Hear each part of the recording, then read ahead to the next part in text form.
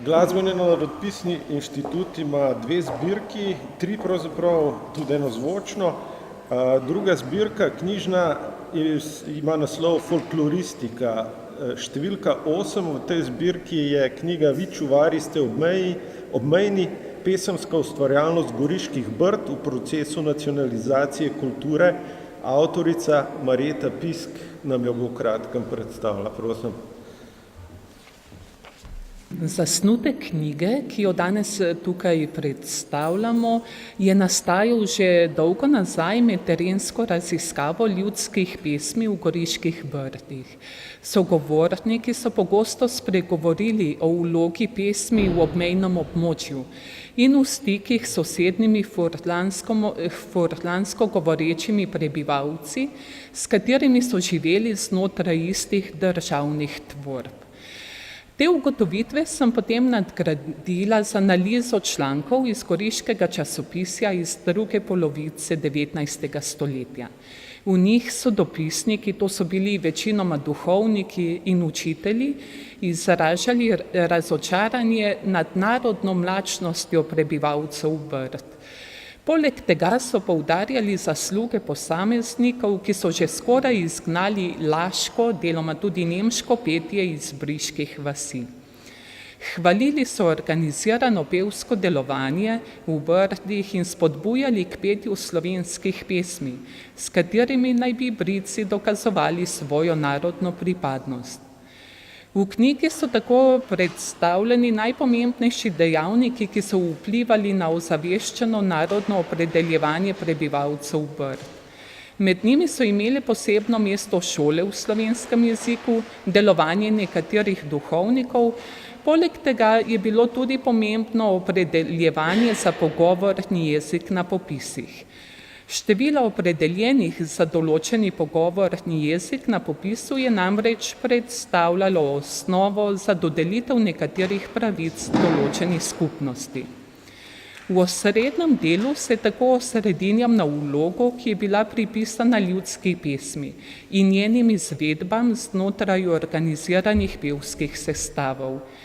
Pevska društva so bila namreč razumljena kot ognjišča rodoljubja, pesem pa kot plamen narodnega življenja.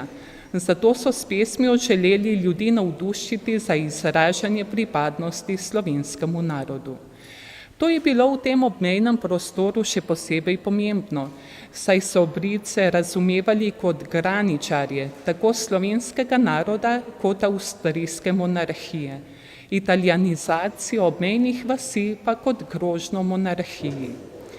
Napetosti so se še zaostrile v času fašizma, ko je petje slovenskih, ljudskih in domoljubnih pesmi postalo znamenje upora. V knjigi je poleg tega analizirano tudi petje izven okvirov organiziranih društev, čeprav je o tej dejavnosti manj pisnih virov. Petje je bilo namreč tesno povezano z načinom življenja, ki ga je v veliki meri oblikoval sistem zakupništva, tako imenovani kolonat. Zaradi tega sistema so bile družine prisiljene v sezonske delovne migracije in odhajanje na kupčije, v razna mesta monarhije, pa tudi v izseljevanje. Te migracije so poleg vojaščine pomenile pomembno mesto srečevanja in deleženja skupnih izkušenj, pa tudi priložnosti za učenje novih pesmi. Med prebivalci so bile zelo razširjene tudi nabožne in cerkvene pesmi, ki so bile zapisane tudi v rokopisnih pesmaricah. V knjigi tako prikažem primer v bohoričici pisane pesmarice iz Medane, katere repertoar je podoben številnim drugim organistovskim pesmaricam iz drugih delov Slovenije. V nadaljevanju knjige je predstavljeno organizirano zbiranje ljudskih pesmi v Brdih, predvsem zbiranje ekipe etnografskega muzeja, ekipe Goriškega muzeja, zbirateljsko delo učitelja Janeza Dolenca in učiteljev osnovne šole Dobrovo. Med zbranimi pesmimi prevladujejo krajše, dialektalno obarvane priložnostne pesmi. Najdejo pa se seveda tudi druge, po Sloveniji znane pesmi.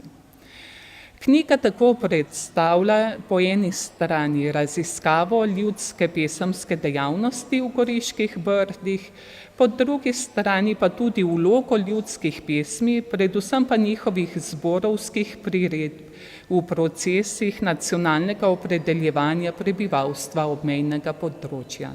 Več o knjigi pa vas vabim, da si sami preberete. Hvala lepa.